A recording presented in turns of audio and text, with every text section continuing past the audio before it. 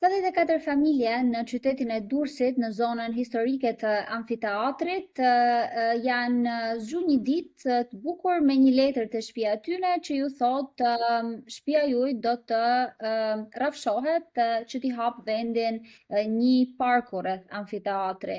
Edhe në dëmshpërblim do merrni mjaftueshëm sa për të blej një pron 10 metra katror në qytetin e Durrësit. Bëhet fjalë për shtëpi qindra vjeçare që janë ndërtuar në atë zonë përpara se të dihej për ekzistencën e amfiteatrit në vitet 1970.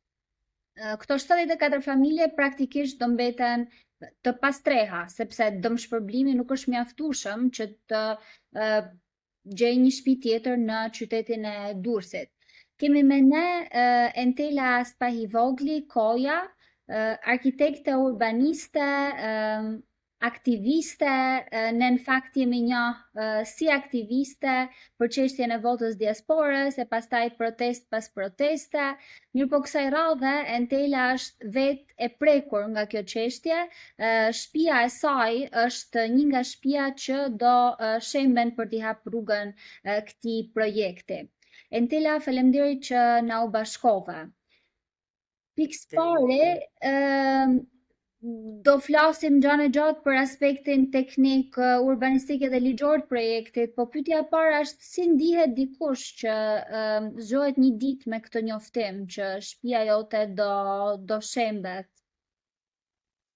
Po, do me thënë, profesionalisht, po da them si profesioniste, më duke e pamundur që do të ndodhte.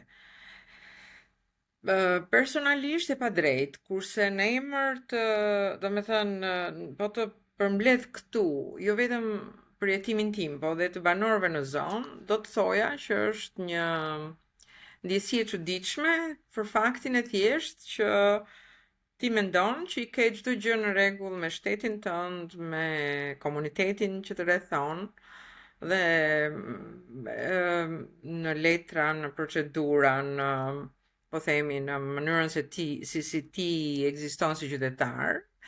Dhe një ditë të bukur të vi të thonë do me shtëpia jote do të shpronësohet, apo këtu nuk ka vetëm shtëpia faktikisht, po ka dhe hapësira obore, prona tokë, po themi. Pra këto nuk janë, në rastin ton janë 74 obore private dhe banesa. Banesa mund të jetë shtëpi komplet, 2-3 katëshe, por edhe një shtëpi, nëse në rastin tim, në katin e 5 të një godine, të ndërtuar që 1941. Tani, përjetimi thash, në rastin tim ka një të veçantë që mua më ka qelluar të kem dëgjuar për këtë projekt përpara, thjesht me networkun tim profesional, dhe unë jam përpjekur të bëj të njohur të gjitha atyre autoriteteve që kishin në dorë që keni bërë një gabim, ju lutem korrigjoheni. Kurse njerëzit në zonë nuk e kanë pasur mundësinë. Dhe me këtë dua të them që edhe ajo që kam marrë unë, po themi si njoftim, ka qenë thjesht diçka, po themi jo oficiale, jo e thënë në rrugë zyrtare. Dhe njerëzit e zakonshëm, të cilët nuk kanë pas dieni, për vetë faktin dhe që ky projekt që ka filluar që në 2020 me një memorandum bashkëpunimi ndërmjet ADF, Albanian American Development Foundation, pra Fondacioni Amerikano Shqiptar për Zhvillim, Ministrisë Kulturës dhe Bashkisë Durrës. Dhe ka vjuar mbas planit të menaxhimit, të hartimit të një plani menaxhimi, një miratim mas miratimi në Ministritë Kulturës, në Ministritë dhe gjithë entet përkatëse, në Bashkinë Durrës, pa kaluar në Këshillin Bashkiak dhe gjatë këtij procesi, i cili ka zgjatur deri në fund para se të dali një BKM e cila i nxjerr njerëzit jashtë shtëpive, projekti është ndryshuar pa mbarim. Ndaj dhe njerëzit të cilët dëgjonin ose nuk dëgjonin për këtë projekt, po mbi gjitha nuk dëgjonin në mënyrë zyrtare, gjithmonë kanë menduar një pjesë e tyre që mbase nuk do të preket shtëpia ime.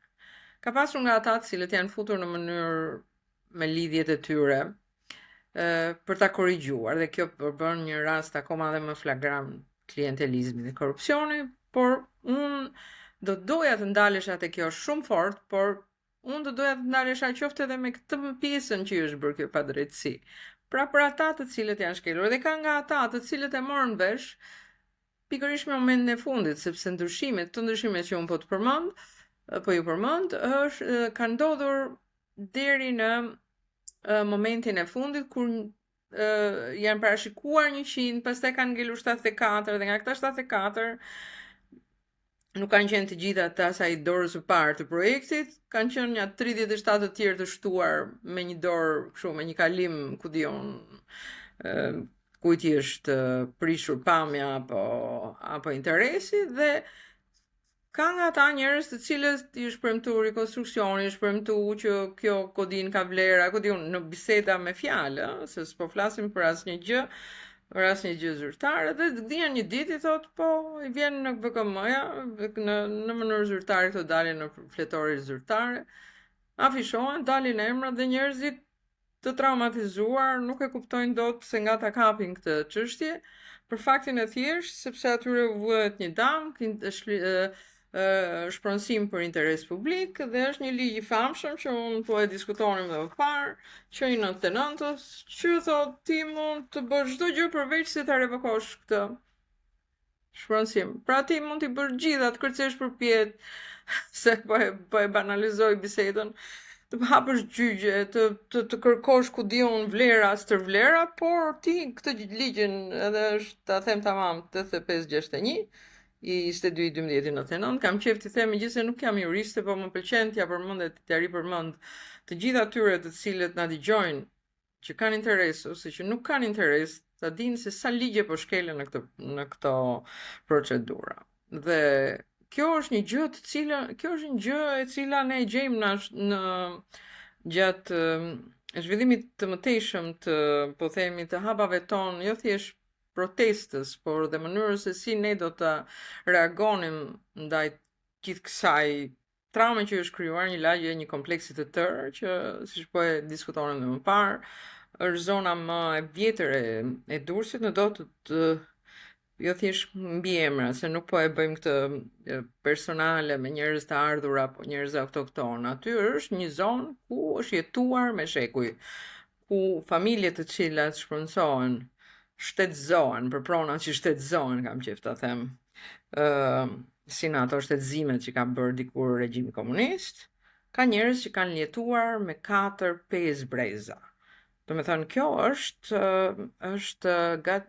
në terma urban quhet gentrifikim, ti heq thelbin e një qyteti, ti heq, se bashkë me të kompakti social, i gjithë të grupi njerëzit që përbëjnë qytetin e vjetër, nuk mund, edhe sikur këta të shpërbleshin me vlerat që meritonin, edhe sikur këta t'u jepej pagesa me vlerën që meritonin, kjo prap quhet gentrifikim. Jo më tashmë që ne kemi një problem të 2, të 3, të 4, po problemi më i rëndësishëm mbas gjithë kësaj është dhe fakti që ata do të shpërblehen me vlera, me demek në thonjza çmime referencë, por që çmimet e referencës duket sikur janë krijuar vetëm për të ulur vlerat e pronave dhe për të qitur, për të nxjerrë njerëzit nga shtëpitë e tyre me vlera minimale, të cilat, siç është thënë shpesh edhe në daljet tona mediatike apo protestat, nuk arrin as 1 të 3, as 1 të 4, edhe më pak të vlerës ekzistuese të pronave që janë aty. Dhe kjo është, domethënë, këto dhe shumë të tjera probleme që shohim në atje përbëjnë pikërisht atë, po përpiqem të përgjigjem pyetjes tuaj dhe po jap disa përgjigje një herësh. Kjo është ai impakti i parë dhe jo vetëm, mbasi ti merr vesh që kjo pronë është ndërkohë për tu shtetëzuar për interes, siç thuhet, publik.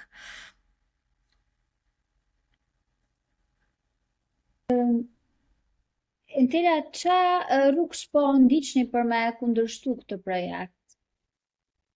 Po, pa diskutim që rruga ligjore është ajo është për të ndjekur, se Nuk është çështje që ajo na ka ngelur, ajo është rruga e parë dhe kryesore për të ndjekur është rruga ligjore. Pavarësisht se ne nëpër protesta po përpiqemi ta bëjmë këtë protesta dhe jo vetëm në dalje mediatike, në takime me aktorë dhe me ente të cilat kanë lidhje direkte dhe indirekte me projektin, po përpiqemi ta bëjmë minimalisht të hapur, të vizibël, ta bëjmë të dukshëm këtë çfarë po ndodh atje, por jo vetëm kësaj, ne me hapat ligjore që po ndjekim sigurisht në një grup tashmë prej 14 familjesh dhe më shumë kanë hapur një në gjykat një proces gjyqësor me qëllimin e vetëm të godasim pikërisht VKM në shpronësimit, pra kjo VKM duhet patjetër të pezullohet dhe projekti të pezullohet dhe ndalohet. Sepse ajo që gjejmë në të gjitha, sidomos më qëllon që unë në fushën time të ekspertizës më merrem dhe me procedurat dhe ndjekjet e dokumentacioneve, jo vetëm në projekte shqiptare, por dhe internacionale, po them international, ndjekja e procedurave drejt ose mos ndjekja e tyre përbën rast ligjor për ta pezulluar dhe për ta rikthyer projektin. Dhe gjetjet tona në këtë janë të shumta, që nga transparenca, konsultimi me publikun ka qenë zero. Me publikun kemi të bëjmë me njerëzit të cilën afektohen në prishje. Nuk bëhet fjalë për prezantime projekti, sepse edhe kur diskutohet koncepti i prezantimit me publikun, flasim për ca konferenca ku mbledhin njerëzit e vet, ku fusin ato show që ne kemi parë në për media me 3D-ra dhe me vizualizime që dhe unë që jam profesioniste gati gënjem, mendon njerëzit që nuk kanë lidhje me to, por transparenca dhe konsultimi me publikun në të tilla projekte është individual. Ti duhet të shkosh në të gjitha, ashtu siç i gjen, që në takimin e parë kemi thënë kryetares bashkisë, ashtu siç na gjetët nominalisht një për një ku na shpronësuat, ashtu duhet na gjeni nominalisht në moment konsultimin. Ndryshe ky projekt nuk ka vlerë dhe ne kemi të drejtën ligjore të themi ta pezullone.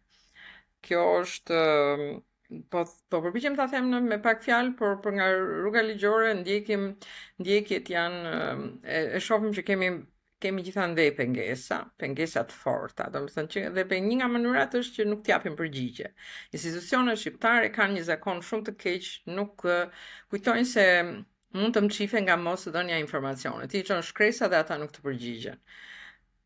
Institucionet të tjera, autoritetet si për shembull avokati i popullit, në vend që të marrë anën tonë, fillon edhe bën avokatin dhe flet me të njëjtat terma siç flasin institucionet shqiptare, që kjo nuk është një gjë e drejtë, duke thënë që ju nuk e ktheni dot, nuk pezulloni dot një FKM, nuk pezulloni dot një projekt, dhe unë i them kush jeni ju? Ju thonë nuk e pezulloni, kur nëse ju pranoni që këtu ka gabime, ju duhet jeni të parët bashkë me ne të gjeni atë citimin ligjor, vegjën i themën ligjore, që këtë punë ta pezullojmë. Pra ju nuk jeni këtu ana e të mbroni institucionet, tu jeni për të na mbrojtur ne. Këto janë debate që kemi ne me të gjithë institucionet shqiptare, por ka nga ata, si në rastin e Komisionit të Kulturës e drejtuar nga Ina Zhupa, që ka hapur dhe na ka dëgjuar dhe për transparencë ka kërkuar të bëjë një interpelancë ku do të na vëj përballë ne dhe të gjithë faktorëve ADF-n, Ministrinë e Kulturës dhe Bashkinë Durrës në lidhje me këtë projekt. Doja të jepja një koment për pjesën e ligjit shpronësimit edhe pastaj për ligjin e referencës që e thatë ju entera që ekziston në Shqipëri.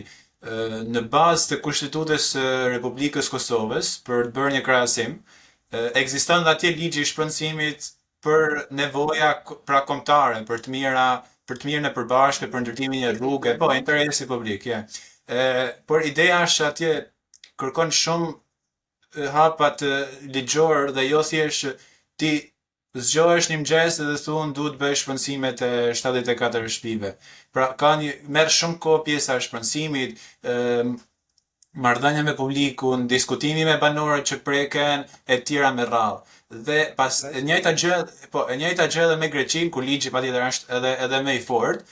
Pra ta lejon teorikisht shpërndësimin, siç e thashë më parë, por kërkon merr shumë kohë deri në momentin që shkojmë tek shpërndësimi final, pra heqja drejtës së pronësisë nga pronarët e mëparshëm. Të bëja një pyetje. A ka në këto ligje që ju referoni, do me thënë të detyruar, pra do me thënë sepse ligji jon ka një nen të çuditshëm që ti thot nuk e Do dal ankimon aty. dot, nuk e si me thënë nuk e kthen dot thot këtë shpërndësim përveç se ta ankimosh në gjykat për vlerën. Do me thënë Ja, kjo e bën këtë ligjin ton të gati antikushtetues, me që më thuhet nga avokatët. Kjo nuk është po. konstatimi im, unë konstatoj si njeri i cili afektohet nga ose si person që afektohet nga ky ligj, por me sa kuptohet edhe në ligjet ndërkombëtare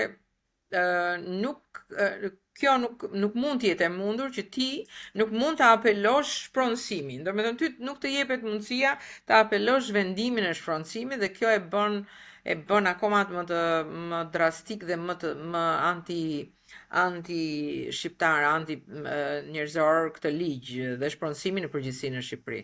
Po, do dal aty, por fillimisht desha me prek edhe pjesën e kompensimit. Në Kosovë, pra siç e thash më parë, kompensimi quhet kompensimi menjëhershëm, adekuat dhe efektiv, që bëhet në bazë të ligjeve të huaja ndërkombëtare, që bëhet diskutimi me banorët, me pronarët të prekur, diskutohen çmimet dhe gjithmonë në çmimet tregu. Pra jo që mbledhet Këshilli i Ministrave dhe vendos një VKM, siç është rasti i Shqipërisë, që është VKM-ja e disa viteve me parë, ku është vendosur një çmim referenci. 14 smeret akoma me sa Pikërisht, sot çmimet kanë ndryshuar drastikisht. 10 vjet. Po, pra, mbledhet Këshilli i Kosovës për trashëgimi kulturore dhe përcakton vlerën në bazë të çmimit tregut nëpërmjet bashkëpunimit me kompanitë private që përcaktojnë këto vlera. Ndërsa Greqia ka akoma edhe me të vështirë pjesën e kompensimit. Quhet kompensimi i plot sipas kushtetutës dhe është i barabartë me vlerën e tregut që ka shteti pra prezent dhe për të marrë një vendim për vlerën e pronave që do të shpërndësohen, mund ta marrë vetëm gjykatat e ulta në shtetin e Greqisë dhe jo vetë shteti apo Këshilli i Ministrave, si është në rastin e Shqipërisë. Ndërsa për pyetjen që bëhet ju, për sa i përket si në Kosovë, si në Greqi, pronarët kanë të drejtë të menjëhershme jo të kundërshtojnë vendimin e qeverisë për shpronësim, por mund të bëjnë një kallëzim penal në gjykatë dhe punime, pra shpronësimi ose punimet, siç është në rastin e Durrësit, do ndalen në mënyrë të menjëhershme deri në momentin që t'jepet vendimi përfundimtar. Pra nuk kërkon që si në Shqipëri që të merret vendimi dhe më pas mund të jenë kryer punimet komplet dhe atëherë çfarë kemi të bëjmë? Do me thënë, këtë ligj e thuhet që procedura vazhdon.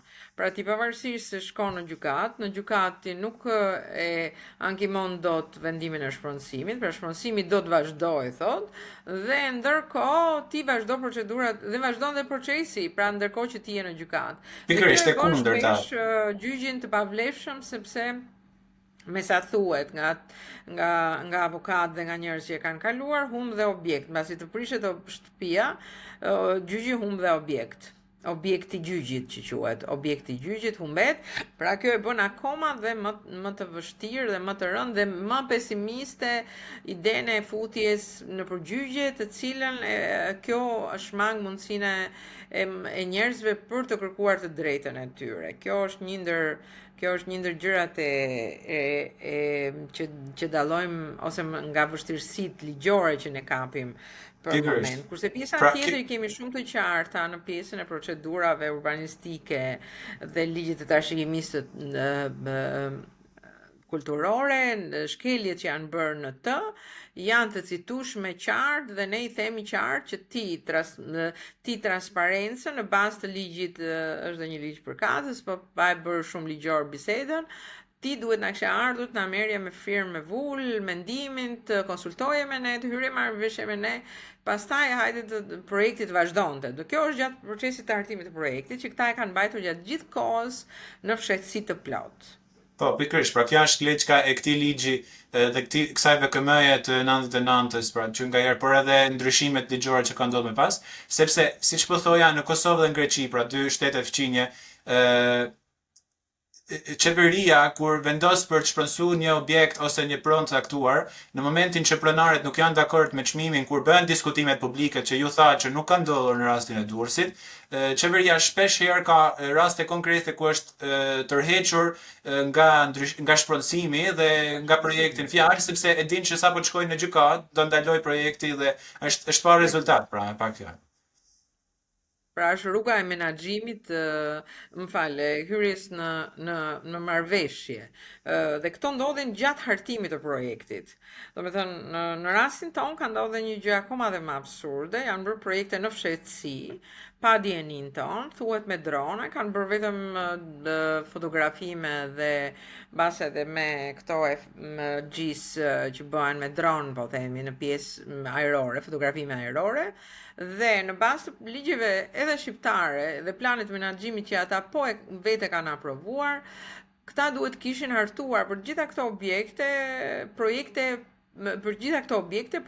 për sepse që të justifikosh prishjen duhet të justifikosh që është një objekt që s'ka vlera, sepse zona është striktit zonë me vlera kulturore, me restriksione ndërtimore, të cilat nuk janë lënë me dekada, pikërisht duke qenë që është zonë me trashëgimisë kulturore dhe çdo objekt mund të ketë vlera sepse ashtu është.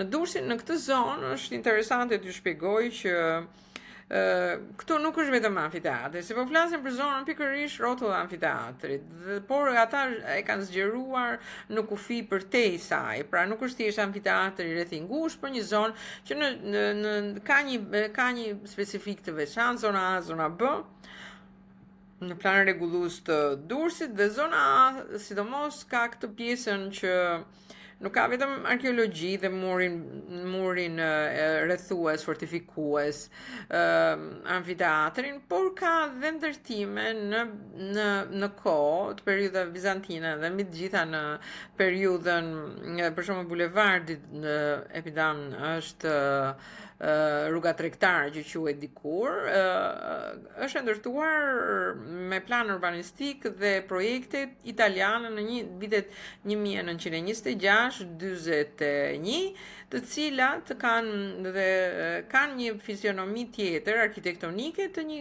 arkitekture që vjen me tendencë dhe me stil italian, dhe ndërkohë kemi 30 e ca vjet demokraci, të cilat kanë krijuar dhe ato vlerat e veta, dhe në zonë ke objekte me vlera të spikatura, jo thjesht historike, por dhe arkitektonike, të cilat ti që bëjnë tashmë vlerë kulturore, të cilat ti nuk mund t'i hedhësh me një të lërën të lapsit, sepse ju tek dikujt të bëj një projekt zhvillimi, thjesht sepse unë dua që këtë ta kthej në një zonë thjesht si sit arkeologjik, sepse kemi thënë dhe argumentin, sipas kësaj duhet të ishte pastruar Roma, Dubrovniku apo ku dizen se kush tjetër, vetëm se aty ka mbetje arkeologjike të cilat kanë vlerë për turistë, dhe ta kthesh në një sajt pa njerëz dhe pa ndërtesa. Nuk është argument, po gjithsesi kjo është një gjë për të diskutuar shumë më tepër dhe me shumë transparencë. Në kontekstin e asaj që po thoni, duhet bëj një pyetje, pse ka ndryshuar urdhri në vitin 2016 ku qeveria dhe këshilli, pra Ministria e Mjedisit dhe e Kulturës, ka bërë në 2016-ën, ka hapur fazën e parë për amfiteatrin e Durrësit, pra rreth e rrotull amfiteatrit, një proces restaurimi që ka përfshirë shembjen e disa ndërtesave ilegale që janë ndërtuar pas viteve 90, ku edhe amfiteatri ishte shpallur monument kulture dhe i mbrojtur, pra që ato mund ta pranojmë, dhe çfarë ka ndryshuar tani në 2025-ën, që ka ndryshuar komplet urdhri dhe nuk është rivitalizim i sheshit rreth amfiteatrit të Durrësit. Pra sepse ju e thatë për shembull shtëpi që janë 100 vjeçare dhe janë shtresa historisë nga bizantine, romake, osmane e deri periudhës me vonshme. Historia e amfiteatrit në fakt dhe ndërhyrjeve, dëshirës për ta zbuluar, ato ka filluar tamam që në 1966, kur Vangel Toçi zbuloi që këtu kemi rënojat e një vlere të veçantë historike, siç është amfiteatri i Durrësit, dhe normalisht në 70-72 kanë filluar pikërisht gërmimet dhe shpronësimet e para. Më qëllon që në familjen e Tim Shoqi kanë banuar në atë zonë dhe pas një farë kohe, rreth viteve 80 e ca, kriteri ka qenë që mbas u hoqën një dorë godinash atje, të tjerat u lanë thjesht të amortizohen dhe njerëzit çoheshin në banesat apartamente të tjera dhe shtëpiat prisheshin. Dhe rrethi i ngushtë i amfiteatrit e kanë ditur me kohë që do t'i vijë një moment që do të pastrohet pikërisht sajti, po kjo valja e amfiteatrit. Kurse pjesa tashmë që këta po diskutojnë, është diskutuar, amfiteatri ka pas projekte nga UNOPS-i, nga organizata të ndryshme ndërkombëtare të cilat marrin para të madhe për projekte të këtij lloji, por në rastin e UNOPS-it ka një farë vlere sepse aty ka pasur një profesoreshe e cila ka studiuar në mënyrë të veçantë formën dhe vlerat e amfiteatrit, duke e futur atë në radhë të spikatur me amfiteatrin mbas Koloseumit të Romës, sepse kanë tipologji të ngjashme me sa lexoj dhe citohet nga shkrimet e saj. Prandaj dhe në këtë do të gjesh jo vetëm atë që keni gjetur ju të 2015, do gjesh pafund përpara, do gjesh dhe mbas shumë vendime dhe shumë projekte të nisura dhe të lëna për gjysmë në zonë. Dhe një ndër më të çuditshmit është mbas tërmetit të 19-s, dhe çudia më e madhe është që Durrësi pati dëmtime shumë të rënda nga tërmeti, por pikërisht ajo zonë nuk pati fare dëmtime. Pra ajo zoni që qëndroi një tërmetit jashtëzakonisht, ishte vërtet tërmet i fortë që nuk i rezistuan dot godinat e reja dhe i rezistoi ajo zonë. Atëherë u bë një PDYV, ju kërkoj shumë ndjes nëse hyn në teknikalitete, po janë të tilla janë citimet, plani detyruar vendore quajtën këta në rastin e tërmetit, dhe ku një pjesë të mirë të këtyre godinave i nxori për t'i prishur, megjithëse nuk ishin për të prishur. Dhe ky është një plan i cili është i mbivendosur pikërisht me këtë planin tjetër, që vjen e shkon e bën ADF-ja dhe gafat dhe mbivendosit dhe abuzimet në plane, stërplane, projekte në këtë zonë janë pafund, dhe po t'i hysh kësaj, këto janë pjesë e spakut dhe edhe për në prokurori, pa diskutim, duke i vënë në fund edhe atë fjalën klientelizëm që janë bërë pikërisht me zgjedhje, ky është joni, ky s'është joni, dhe ku unë kam një shprehje interesante që investitorët me para në zonë kanë ardhur, kanë blerë, sepse ajo për momentin në zona më elitare në qytet dhe jo vetëm. Masi kanë blerë godinat e vjetra i kanë rekonstruktuar, i dolën tepër banorët e vjetër të Durrësit. Pra, është një histori shumë komplekse po t'i hysh më thellë, po ne po ta marrim vetëm në rastin ton, gabimet dhe gafat janë të njëpasnjshme, sikur të marrim vetëm këtë procesin e fundit. Po të hyrim në kohë, do shikojmë se është harxuar para pafund projektesh, por në fund asgjë nuk është bërë për të rikuperuar trashëgimin kulturor në atë zonë. Asnjë para nuk është hedhur përveç sa parave në dorë për tërmetin, në një zonë që tërmeti pothuajse nuk e ngacmoi fare.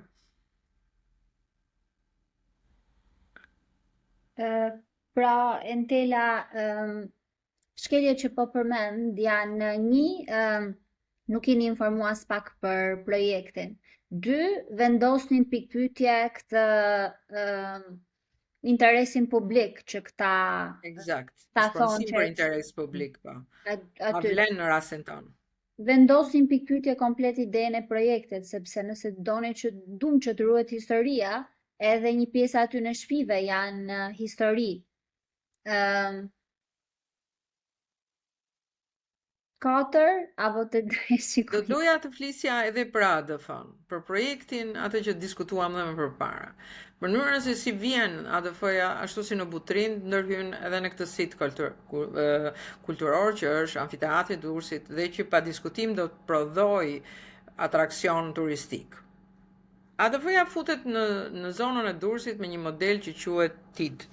TID, siç u thash, është një model më përpara turizëm Improvement District është një model North American tamam kanadez. Unë jam shtetase kanadeze, kam jetuar në Kanada 5 vjet dhe e njoh mentalitetin dhe e njoh aq më shumë se çfarë qëllimi kanë pas projekte si këto, pra si TID dhe BID që quhet ky, TID Durrës, sepse projekti ku ne shpronsohemi quhet TID Durrës dhe modeli i menaxhimit është BID, kështu e quajnë këto Business Improvement District.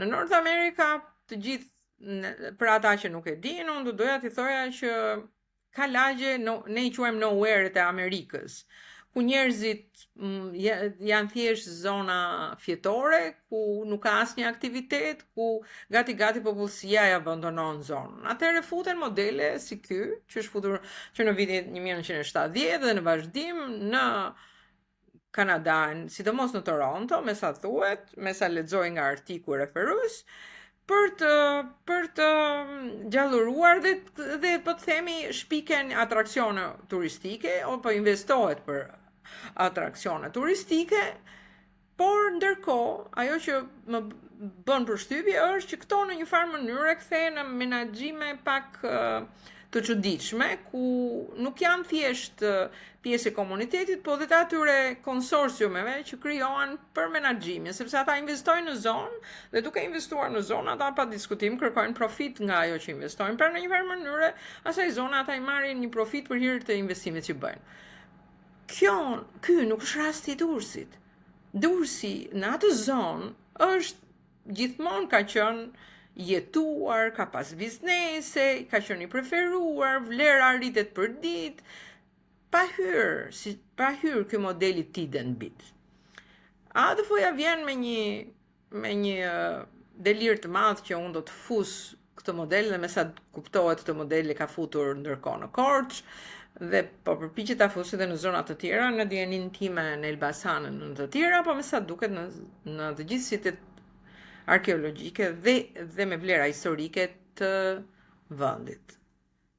Dhe në marrëveshjen e bashkëpunimit që ka në 2023 me Bashkinë Durrës dhe Ministrinë e Kulturës, se si do ta menaxhojnë nuk e ka vënë akoma rastin e Durrësit, ka vënë vetëm mbasi ta pastrojë dhe ta shpronsojë Bashkia dhe Shteti Shqiptar. Atëherë do të diskutojmë dhe për një modelin ton, do të japim detajet e BID-it, ku minimalisht, me sa duket në rastin e Butrentit, ajo zën gati 15 vjet menaxhim starting from, kur thon, duke filluar nga 15 vjet. Atëherë, më fal, këtu nuk kemi këtu kemi lëshuar në një farë mënyre nga autonomia lokale, kemi lëshuar nga biznesi ose nga profiti vetëm për hir të ca investitorëve që në pamje të parë në dukje ne jemi vetëm donator. Ata shprehen jemi donator, jo nuk keni donator, ju keni financuar projektin, keni dhënë termat e referencës, keni marrë studiet e projektit, ju nuk jeni vetëm donator, ju jeni pjesë e rëndësishme e këtij projekti.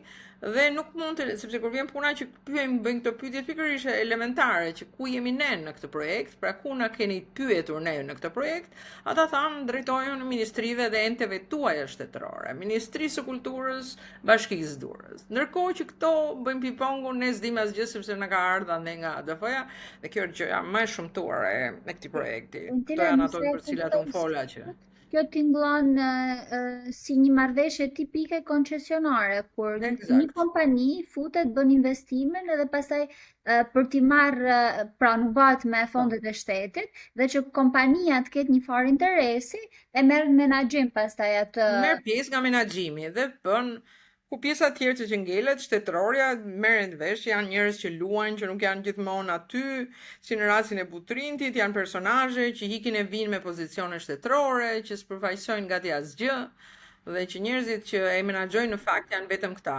Mbi gjithashtu organizohet jo fitim brurse, kjo është ajo që të bën në dukje po, por në fakt ajo nuk hynte më te organizatat jo fitim brurse, sepse në dijenin tonë ajo ka filluar me fonde OSAID-i dhe ka vazhduar dhe fondet e saj kanë arritur vlera të cilat unë nuk kam mund t'i di, por nuk jam autor, do me thënë nuk mund të them gjëra të cilat nuk më investesh dot në letra, por vetë fakti që shifrat kanë ndryshuar, ajo nuk hyn më te organizatat jo fitimprurse dhe pozicioni i saj është një gjë për të sqaruar mbase në takimin e radhës që ne duam të bëjmë me ambasadën amerikane, ku do të shpjegojmë dhe të kërkojmë prononcimin e tyre pavarësisht nga letrat që kemi çuar dhe nuk kemi marrë përgjigje se deri ku kjo është vërtet një OJQ apo një përfaqësuese e shtetit amerikane dhe USAID-it dhe USAID-it. Por Entela, çfarë lloj rivitalizimi do të ndodhë në pas shembjes pra të godinave tuaja, çfarë do ndërtohet? Park apo hotel, siç Atje po hapet përflitet? hapësira rrotull amfiteatrit dhe hapet një zonë gjelbër, por ata kanë nxituar, nuk ka pritur, nuk kanë pasur durim ta bëjnë as këtë deri të presin deri në procesin e shpronësimit, kanë filluar dhe kanë aprovuar sa plane që i quajnë PDIV-ra dhe këto plane të detyruara, që këta nuk hym, domethënë në terminologji, po doja t'ju thoja, një kërkoj ndjesë edhe njerë që hyn në këto terma teknike, po që nuk kanë sens, sepse ata kanë filluar të hedhin idera për struktura mbi amfiteatër etj. S'po themi tip velera, po ndërtime të cilat ata i mendojnë se janë adekuate, masi të kenë bërë atë fushën e barit duke pastruar gjithë zonën, se me idenë që muri dhe fortifikues duhet hapet nga, ai është i hapur nga një anë, po do hapet dhe nga ana tjetër, pra do pastrohen gjithë shtëpiat historike dhe jo vetëm, dhe aty do të ngelet vetëm muzeu i Aleksandër Mojsiut dhe xhamia dhe pjesa e medreses, të cilat nuk kanë guxuar ta ngacmojnë, sepse megjithëse me sa thuhet jo vetëm që është një ndërtim i ri, por nuk është e diskutueshme dhe në ka apo s'ka leje ndërtimi, por gjithë pjesa tjetër publike, private e njerëzve pastrohet edhe në këtë pjesën e sipërme të amfiteatrit për një fushë të gjelbër të cilët ato krijojnë. Dhe gjë më e çuditshme është që këta bëjnë shpronësime edhe në një zonë që nuk ka lidhje me amfiteatrin direkt, është në anën tjetër të bulevardit, thjesht për tekat e dikujt të cilit kur ka kaluar nuk i kanë pëlqyer thjesht godinat, të cilat nuk i është lejuar as rikonstruksioni, sepse zona ka qenë restriktit me dekada, domethënë të paktën dekadën e fundit. Entela, nëse nuk arrini me marrë dot sigurim padije, ata mund të vazhdojnë me Ata mund të vazhdojnë me, po.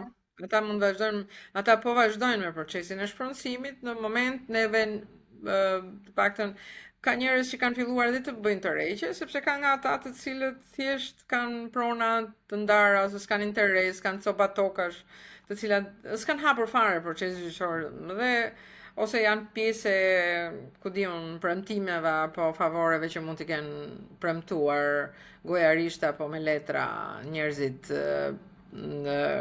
po themi, kjo është thjesht, nuk po them spekullim, po me sa dëgjoj ka nga ata që dhe kanë filluar të marrin parat, por në qoftë se neve nuk mbyllim këtë procesin e marrjes parave dhe mbajmë procesin gjyqësor, ne thjesht kemi na lindet drejta të vazhdojmë të ndjekim si proces gjyqësor, por ata në bazë të këtij ligji të tmerrshëm që thash të 99-s vazhdojnë me shpronësimin. Dhe sigurimin e pardisë ne kemi kërkuar 2 herë dhe do ta kërkojmë për herë të trenë më 2 dhjetor. Dhe unë e di që mbase këtë podcast ajo nuk e ndjek, por unë do të vazhdoj ta them sa herë që të bëj dalje mediatike apo qoftë edhe midis miq që unë nuk e kuptoj dot një gjykatëse e cila nuk e sepse që do t'ju them vetëm një gjë të thjeshtë, që të arrish sigurimin e padisë, do të thotë që një gjykatëse të vendosi që të ndëpezullohet shpronësimi dhe si pasoj prishja në rastin tonë e këtyre objekteve, në qoftë se deri në mbylljen e procesit gjyqësor, okay? Pra derisa gjyqi ta vërtetojë që është e drejtë e shtetit ta shpronësoj apo jo. Dhe siguria e padisë jepet vetëm në rastin kur gjyqtari mendon që me këtë siguri padije më mirë e refuzon kur mendon që ky objekt nuk ka rrezik të humbasë vlerat apo të kemi dëme të pakthyeshme, kështu është një citim ligjor. Dhe nuk arrit dot ta kuptoj, dhe prandaj po themi drejtohem asaj gjykatëse t'i bëri thirrje koshiencës dhe ndërgjegjes së saj, se si mund të jetë një dëm i pariparueshëm nëse ti prish një objekt në ato daljet tona televizive, i cili ka në strukturën e tij një mur të 1500-s. Si mund mos jetë një dëm i pariparueshëm një objekt në rastin tim, i cili është situar gabim si një strukturë druri, por është një vlerë arkitektonike, një objekt i ndërtuar me projekt italian që në 1941 dhe në qoftë se ai prishet, pa diskutim humbet çdo gjë që ka gjurmë historike. Kështu kemi objekte të cilat që kemi që nga 1917 është një objekt i cili po prishet. Mos flasim për këto objektet e tjera, po themi që mbase janë ndërtime të reja, po prapë janë mbi 30 e ca vjeçare. Apo për objekte të cilat nuk i figurojnë shteti shqiptar as në elenkun e pronësisë, thjesht sepse administrata e vet nuk ka ditur të trashëgojë, të kalojë një tapit të vjetër ta kthejë në të re që e kanë pasur në regjistrat dhe në librat e saj dhe rezulton tokshtet. Të gjitha këto janë rastet që gjyqi do t'i sqarojë, por nëse ti vazhdon me pezullimin, e lejon pikërisht mosarritjen e sigurimit të padisë, këto objekte do të prishen.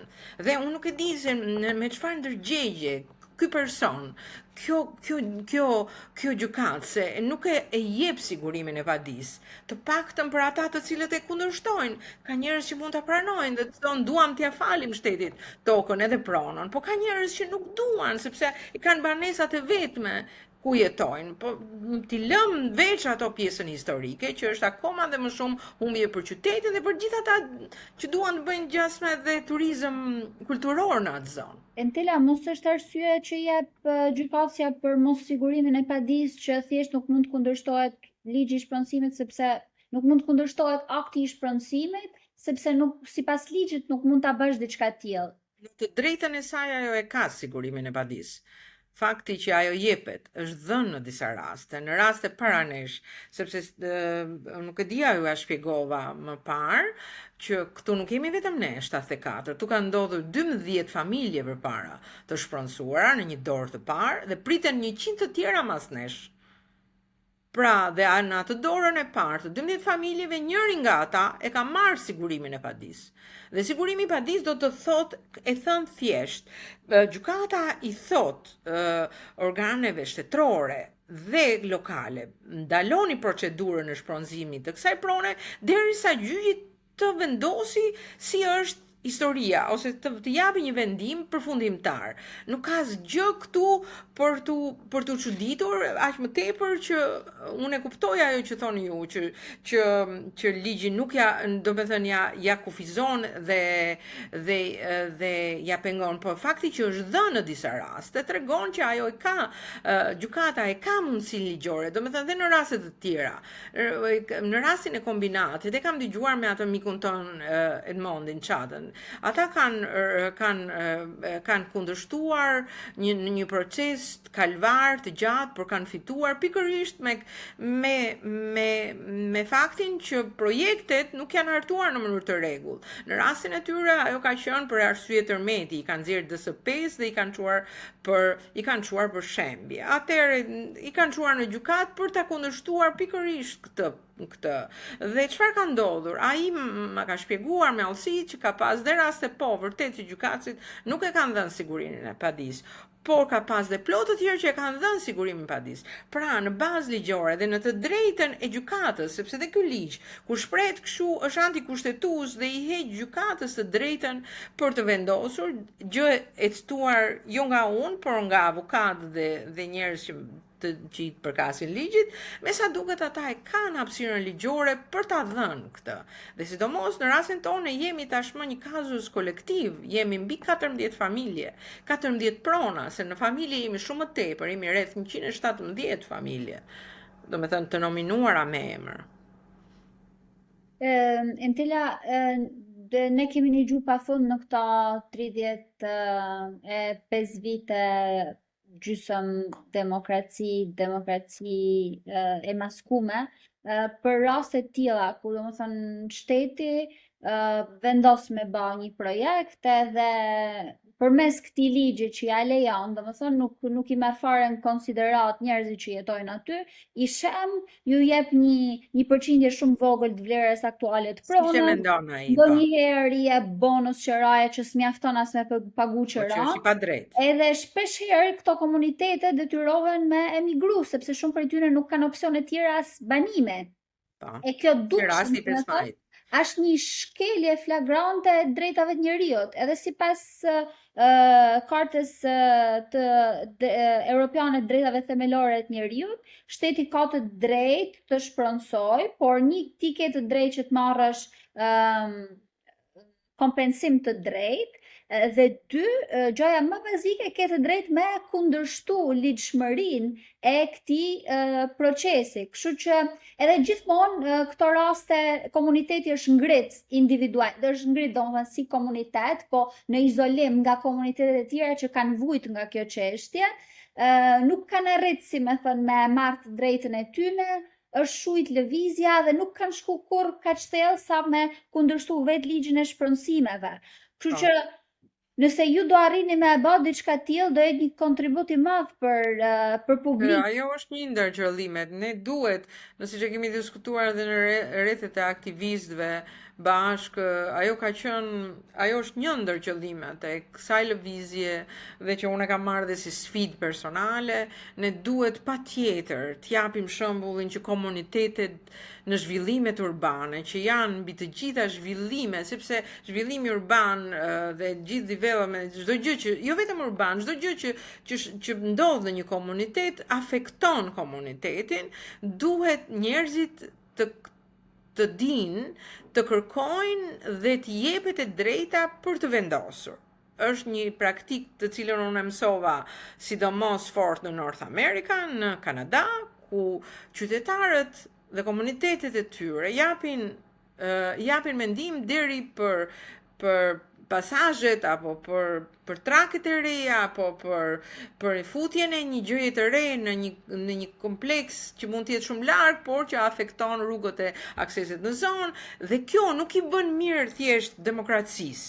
Kjo i bën mirë edhe projekteve, sepse në projektet të cilat mua më qëllon të marr pjesë international, këto shikohen me shumë detaj, afektimi jo thjesht, do me thënë, kur bëhen assessment që quhen këto, analizat, pjesa sociale shumë e rëndësishme, ashtu ne vjen puna të kemi ndjeshmëri për kafshët, për mënyrën se si do ndërpriten ato korridoret biologjike, dhe të mos kesh ndjeshmëri për njerëzit është gati e pabesueshme. Do me thënë, kjo është një ndër gjërat të cilat unë nuk arrit do ta kuptoj, që këta nuk e kuptojnë që këto projekte kanë probabilitetin e lartë të fellin pikërisht nga kjo, nga mos konsultimi dhe nga mos pyetja e të gjithë faktorëve, të gjithë atyre aktorëve që afektohen, pra banorëve, ekspertëve të fushës, bizneseve që shkojnë dhe që zhvillohen në zonë, janë elementare, pra janë për mbarvajtjen e projektit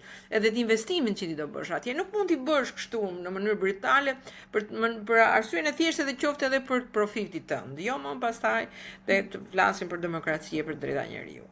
Për të dhënë një shembull për këtë që po thoshe Entela, kur kam bë internship-in në Washington DC, në lagjen ku jetosha, doshin me hap një bar, 2 të rinë, edhe në mënyrë që të merrshin leje nga bashkia për ta ndërtuar, fillimisht duhet kaloshin aprovimin e komunitetit, edhe u mlodhëm ne aty, edhe këto po na shpjegoshin se si do ta minimizoshin zhurmën, deri në këto orë do kishin muzikë, se si do ta përdorshin hapësirën publike, domethënë një biznes që donte të hapej aty duhet merrte aprovimin e komunitetit që të merrte pastaj leje. Sepse në fund të fundit ajo është që e benefit, që e përfiton, por ajo është edhe që afektohet.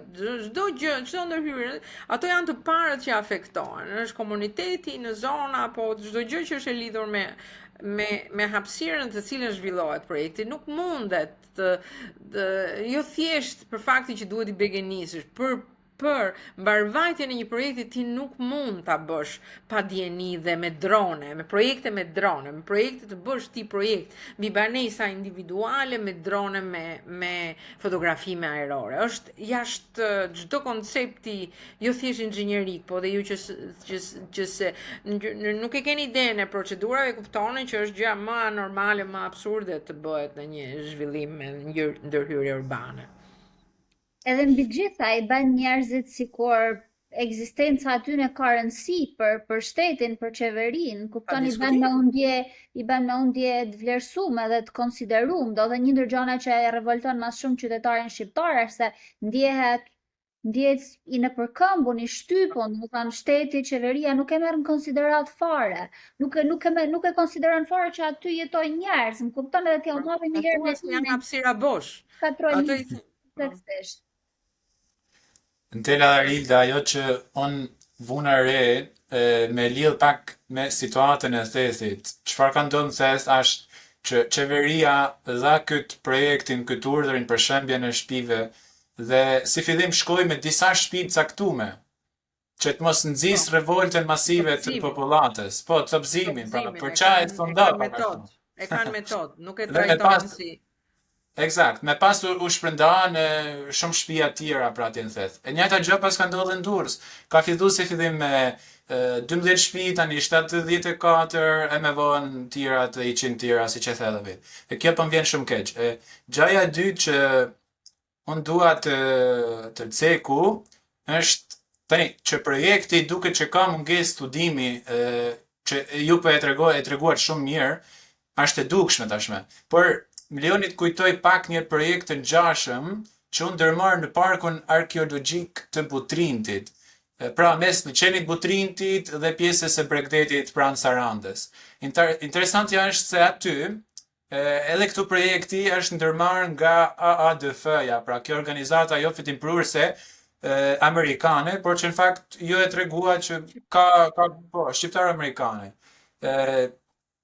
Edhe këtu si tek Tid në Durrës, edhe i Butrintit ka një protagoniste kryesore dhe ajo është Mirela Kumbarë, pra ish ministrja e mjedisit dhe turizmit. Sigurisht të dy projektet janë miratuar me firmën e kryeministrit Edi Rama, pra si urdhëruesi përfundimtar që i dha lejen si ndërtimit të kompleksit që ne e dim se si është në Butrind, edhe projektit në Tid këtu në Durrës. Unë dua të kujtoj pak një interpelancë në vitin 2022 mes ministres Kumbaro dhe disa deputetëve të opozitës, ku e shprehte projektin e fjalë në Butrind, në parkun e Butrindit, si kjo pika e vogël. Pika e vogël këtu tek e ka tregu shumë bukur ministrja. Njëjta gjë pra shikojmë dy rreth sigurie pra pak a shumë A dhe B që janë marrë shpërndësime, kur ministrja në 2022-shin tjera e parkut të Butrintit më duket duhet ta saksoj, po më duket me 800 hektar. No, është shumë ma shumë. Ja, po e shpjegoj unë. Pra, kur ka thënë ministra këtë pikën e vogël, e ka pas idenë për 9000 metra katror. Ndërsa, masi ka dalë prej, pra, disa javë me vonë, ministra ka menduar të ndryshoj këtë, të arris pak shpërndësimin, pra, heqjen e tokës parkut natyror nga zona mbrojtër e Butrintit, nga 9000 metra katror në 18000 metra katror. Pra e ka dyfishuar heqjen e zonës mbrojtur dhe çfarë ndodhi me pas rezultoi se ajo pika e vockël nuk ishte asgjë tjetër, vetëm një gërmallë e madhe e betonit, që ne tashmë gjithë shqiptarët e dinë, dhe që është dhënë një kompanie për 28 milion euro, që ka shkatruar pyjet, peizazhe publike pranë në Butrind, sepse duhet të...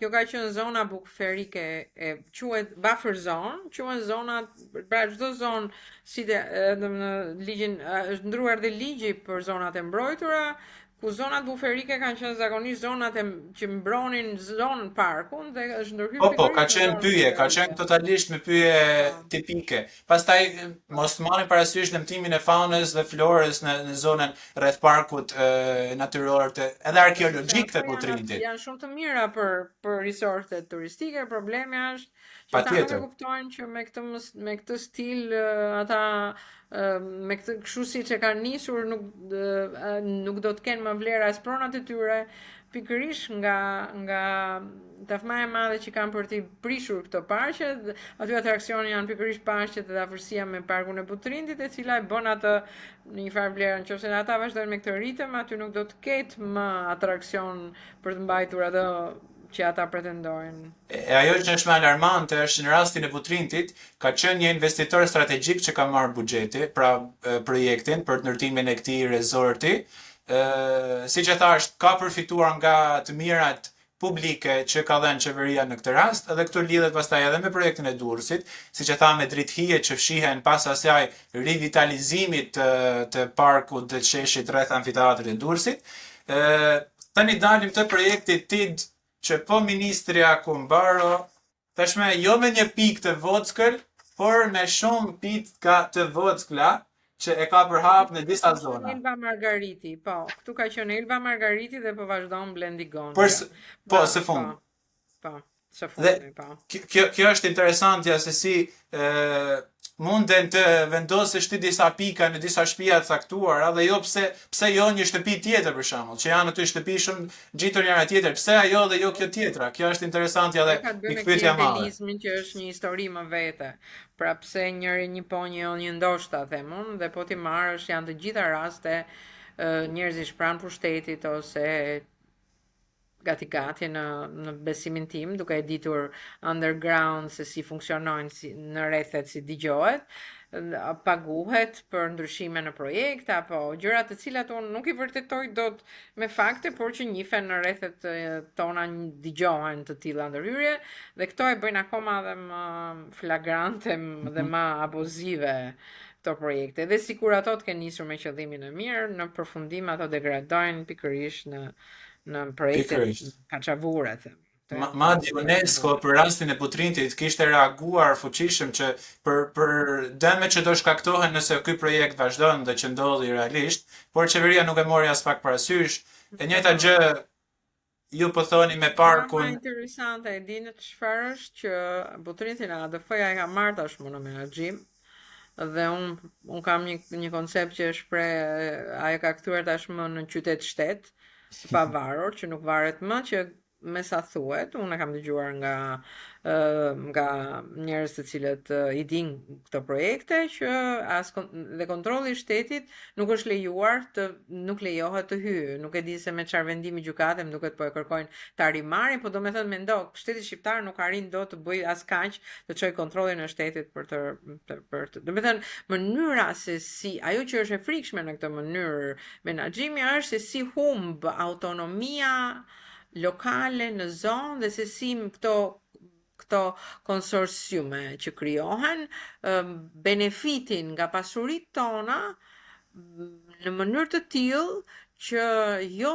thjesht ndajnë profitin për hir të investimit që kanë bërë, por marrin të gjithë profitin duke i lënë njerëzit dhe zonat dhe vendet ku futen, pothuajse në zgjedhjen e vetme, siç po e diskutonim më parë, të marrin rrugat dhe të hikin. Dhe me thënë, nuk është çështje këtu thjesht shpronësimi, këtu është dëbim shumë nga ata banorë që shprehen eksaktësisht kështu, ne po na dëbojnë. Ky është genocid. Dhe me thënë, ata shprehen kështu, mua më duket në një herë e tepruar, po ta shikosh është eksaktësisht kështu. E bërë me letra dhe me ligjet e shtetit shqiptar është akoma më e rëndë. Sepse të kishe ndodhur që të kishe dikë tjetër, do ngrihesh me armë të luftoje, apo të bëje rezistencë si qëllon të dëgjoj në zonën e jugut të Shqipërisë, dukat, radhim, nuk janë disa zona, atje që përfshin dhe Llogaran, janë disa zona, ata kanë krijuar një lëvizje shumë interesante qytetare ku ata po përpiqen kuvendin e quajnë kuvendin e tyre dhe ata kanë filluar të ndërtojnë dhe të elaborojnë gjëra të cilat kanë të bëjnë me një rezistencë, në qoftë se shteti shqiptar nuk arrin të reagojë siç duhet, atëherë ne do i marrim situatën në kontroll vetë, sepse atje kemi raste akoma dhe më flagrante se tonat, ku njerëzve shkohet u prishet godina, objekti edhe pa një qoftë edhe pa një mandat prishje, me sa më thuhet, e me të tilla raste, pra do me thënë nuk lodhen të bëjnë as projekte, jo më të pyesin pas të bëjnë projekte ku ti apo letra të cilat ti janë kimosh nëpër gjykata, dhe në qoftë se ky është rasti, kjo është një gjë të cilën unë kam dëgjuar nga banorët vet, por nuk e kam me letra, pra nuk mund të flas me siguri, por fakti që ata kanë arritur deri të ngrijojnë ashtu si e thethit, por këta e kanë elaboruar pak më fort se thethi, ku vendin e krahinës së tyre. Unë e përshëndes pa diskutim dhe them kjo është me sa duket mënyra në qoftë se shteti shqiptar nuk do ditë të reagojë në mënyrën e dur, qytetarët i takon ta marrin vetë situatën në dorë ose të vazhdojnë kauzat me forcë dhe me vendosmëri, si në rastin tonë që ne duam të japim një shembullin, precedentin që të drejtat kërkohen. Nuk do na japi njeri përveç se do t'i kërkojmë. Do t'i kërkojmë ashtu me mënyrë ligjore tonën, por duhet t'i kërkojmë me forcë, derisa t'i arrijmë. Pra ajo që Ku ndërtohet shteti dhe demokracia, si thot Frederick Douglass, asnjë pushtet thot nuk e jep kurrë gjë pa një luftë. Duhen kërkohen. Unë kam jetuar në North America, aty është një vend çdo gjë, do me thënë shteti funksionon shumë mirë, megjithatë atje kishte shumë shkelje dhe shumë edukata qytetare për të kërkuar të drejtat e tua, edhe kur ato nuk të jepen, deri aty ku ti detyrosh të gjojnë, ishte leksioni më i mirë që mora në North America. Të drejtat e tua mos pritet t'i japi njeri në tavolinë. Kur e ndjen që nuk po t'jepin, do shkosh t'i kërkosh dhe do insistosh në mënyrë civile dhe ligjore, derisa ti detyrosh të dëgjojnë dhe minimalisht të ekspozosh rastet e shkeljeve jo për të krijuar nihilizëm dhe mentalitetin e hikjes. Unë jam kundër këtij mentaliteti. Nëse ne nuk luftojmë për shtëpiat tona, për vendin ton, kush do ta bëj për ne? Dhe ky është leksion që e merr pikërisht kur jeton jashtë Shqipërisë. Dhe shikon se si vlerësohen edhe gjërat e vogla, se si vlerësohen edhe gjërat të cilat ty nuk ke menduar që kanë aq vlerë, nuk e ndërton dot dhe nuk i jep dot shembullin brezit të ri, duke ndetur, duke fitur apo duke pranuar me nihilizëm dhe disfatizëm, ky që fati im. Unë kam nga ata njerëz të cilët e kanë lëshuar luftën, po si e kanë lëshuar? Le të më prishet të dalë në rrugë të madhe. Ç'do të më thanë kjo? Kjo do me thanë që ai njeri është në atë pikë dëshpërimi, sa nuk pranon më as idenë që mund të luftoj për veten e vet. Dhe ne këtë e dim shumë mirë, sidomos tash kur vijemi në provën e emigracionit por mbi të gjitha na ka qelluar fati të jetojmë në vende që kanë një kulturë qytetare dhe demokraci të zhvilluara, ku të drejtat duhen kërkuar fort dhe duhen fituar me luftë dhe me persistencë. Ndryshe nuk do të t'i japi njeri. Kjo është gjithë ideja. Pikërisht, pra, nga ajo që kuptohet nga ajo që thatë ju Entela, del qartë fakti problematika e parë e paralizimit që i është bërë qytetarëve në rastin tuaj të banorëve të vjetër të Durrësit, por edhe gjithë qytetarëve shqiptar me VKM në vitin 99, pra nga qeveria shqiptare, ku u ndalohet për të kundërshtuar shpronësimin e pronave të tyre. Dhe tjetra është pjesa e çmimeve të referencës, që është shumë e gabuar. Për shembull, un kam një fakt në bazë të raportit nga qeveria shqiptare, është parashikuar që kompensimi të jetë vetëm 3.2 milion euro për 74 shtëpi. Marr faktin pra që edhe janë shumë të vjetra dhe vlera është totalisht i këtij fondi është për rikonstruksionin që këtu duket se sa janë neglizhuar ose se sa janë lënë mbasdore vlerat e vërteta të pronave. Pikërisht. Pra, dhe duke ndarë mbështetje të asaj që thatë ju pak më parë, është totalisht e vërtetë që nëse nuk ngrihemi, qytetarët nuk bashkohen dhe jo duke kundërshtuar me forcë këtë projektin dhe politikën e famshme të këtyre 35 viteve të politikës shqiptare për çfarë s'u ndo, nëse ne nuk bëhemi gjithë bashkë dhe për të ftuar sepse mas Durrësit kam marrë rradha një zonë tjetër arkeologjike natyrore, pra siç ishte u morën me radhë pak a shumë. Dhe nëse ne nuk bashkohemi, gjithë do bijem avash pronat tona, do ngrihemi një mëngjes dhe do na vinë do shohim letrën që nuk është më e juaja, por tashmë është e shtetit dhe shteti mund të bëjë çfarë do me të. Prandaj ju lumt, unë përgëzoj shumë gjithëve ju që jeni bashk edhe po luftoni edhe për ne tjerë, prandaj edhe na duhet mu bashku. Në ideja është që të krijojmë precedentin ndryshe. Kushdo që të ta benefiti, po më tepër të krijojmë kurajon, të japim kurajon civile njerëzve për të kërkuar të drejtat që shpesh janë aty nëpër ligje, nëpër letra thjesht duhen rëmuar. Edhe unë kur vjen puna që diskutohet dhe flitet me termin që inshallah po e fitojmë, unë kam një teori tjetër, këto punë nuk fitohen me inshallah, këto punë i bëhet hizmeti deri në fund, pastaj çfarë të ketë thënë i madhi Zot do bëhet, unë kështu e besoj dhe Zoti t'i jep shenjat, unë në këtë rast dua të insistojnë atë faktin që njerëzit me zemër të pastër edhe me besim Zoti drejton drejt rrugës së drejtë, sidomos kur janë si më thënë, janë në të drejtën e tyre, nuk është se po kërkojnë diçka, po i kërkojnë kujdo qoftë, diçka që nuk i përket. Ata thjesht po kërkojnë të drejtën elementare të rinë aty ku janë. Të drejtën. Prona është e shenjtë Antela. Pa diskutim. Është bazën e çdo kushtetute. Është me Zotë, me shpirt, është e lidhur, ajo aty fillon dhe mbaron historia e familjes, ekzistencës njeriu. Kështu që nuk aq më tepër, duke qenë dhe në profesion, unë e di shumë mirë që banesa është the core of everything. Si më thënë, është ajo është ajo tulla e ndërtimit të çdo qytetërimi dhe çdo komuniteti. Eksakt. Edhe duhet me kujtu që rënjët me të thella komunizmin në Shqipëri si holli, duke dërgu ty një flet rufe aty që prona nuk është me jotja dhe ishtu filloi komunizmi vërtet në Shqipëri. Pikërisht, edhe çfarë shohim ne sot që qeveria shqiptare ky është pronësim.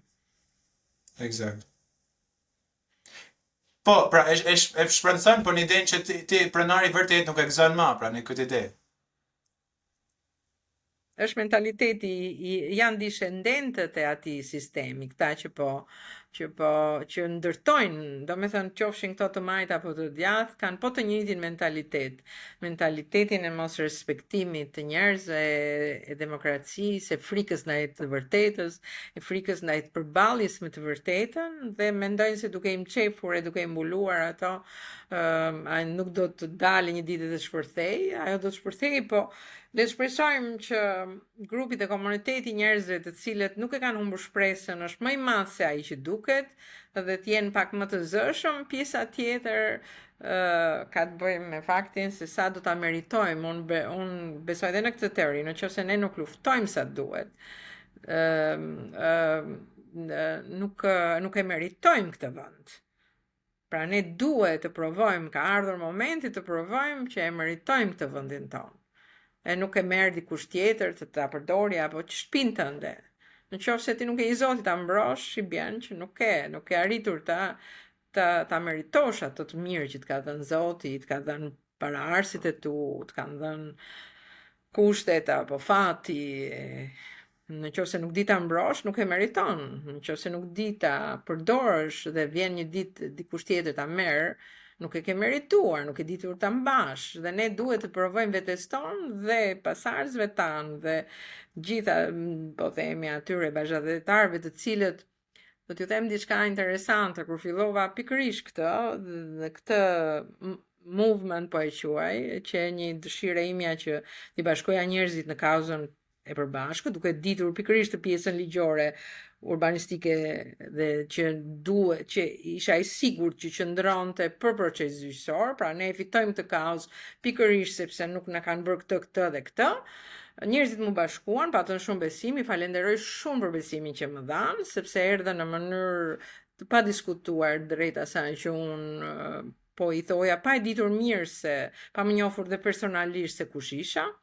Dhe gjëja më interesante që unë do doja ta citoja sot, jo për të dhënë për ta bërë veten si njëri i cili e ndërton jetën me besimin në Zot, por si njëri që atë besimin në Zot e përdor pikërisht në atë të përditshme, pikërisht për të marrë mesazhe dhe për të vazhduar. Dhe gjëja më e bukur që më qelloi kur hapa një nga librat e shenjtë, nuk po dua ta citoj për hir të atyre të cilët janë të këtij besimi apo asaj besimi, mesazhi që më dha ishte pikërisht ky, një luftë si kjo e jotja do kthej në shtëpitë e tyre emigrantët.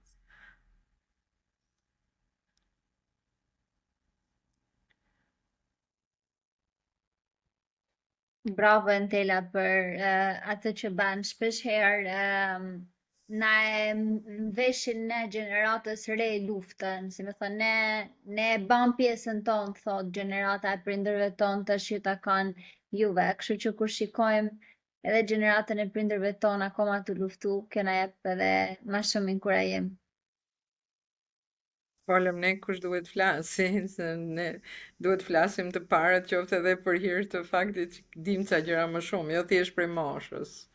Pra po s'folëm ne, ashtu i thash një kolegu tim, po s'folëm ne kush duhet flasi, po s'patëm ne kurajon. Dikush më thoshte pse del kaq publikisht, pse je vënë kaq kundër, i thash po s'folëm ne kush duhet flasi, sipas jush. Dhe në kuadrin e kësaj që the, domethënë ne kemi detyrë ta bëjmë këtë për ju.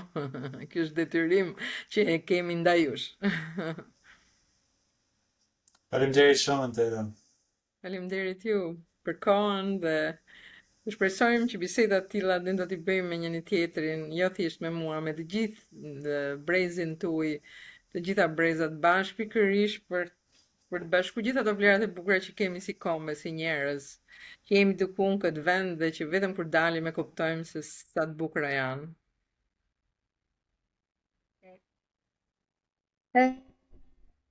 Paolo për momentin është në Amerikë vetë, ne kemi qenë emigrante vetë, kështu që e njohim edhe emigracionin, nuk ka si vendi jatë, sidomos për ata që kanë thirrje. Po duhet luftojmë se as kështu si është vendi jonë nuk është një vend i jetueshëm. Është relative, për mua është i jetueshëm, është thjesht është krijuar mindset. Është krijuar një mindset që nuk është i jetueshëm, por më beson e ka shumë. Domethënë shikoj si që të më thyja, kupton vi një ditë edhe që jemi në Por shtëpi, nuk është, domethënë nuk të konsiderojnë. Kjo është, domethënë në thelb nuk ti konsiderojnë drejtat. absolutisht, po jeta ka shumë më shumë se këto dhe në të përditshmen. Dhe ju e dini që komunitetet këtu funksionon, shteti nuk funksionon mirë, por komunitetet funksionojnë shumë mirë.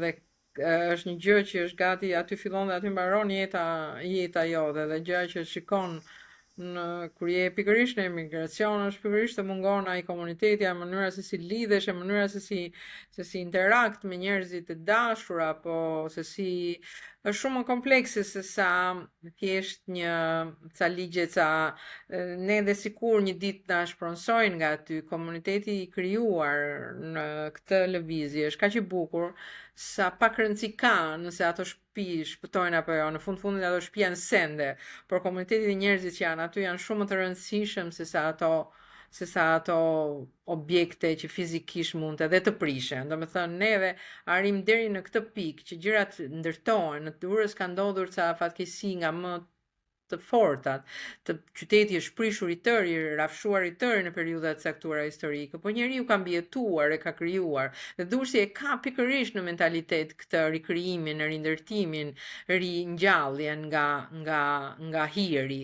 Ndaj dhe nuk është s'është asgjë kjo që po kalojmë ne, përpara faktit që ne kemi njerëz edhe një komunitet aq interesant dhe aq të mirë dhe me aq bazë kulturore, trashëgimie dhe afeksioni, gjaku e lidhje me njëri tjetër.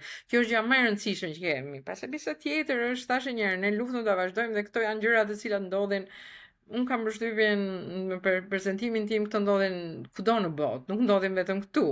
Domethënë, te ne duhet të thyejmë këtë mentalitetin e apatisë dhe të frikës edhe të tërheqjes. Kjo është lufta që kemi ne me komunitet, domethënë me aktivizmin, domethënë. Kjo është ajo që unë personalisht e besoj, po jo të gjithë e kanë këtë besim që kam unë, pa diskutim.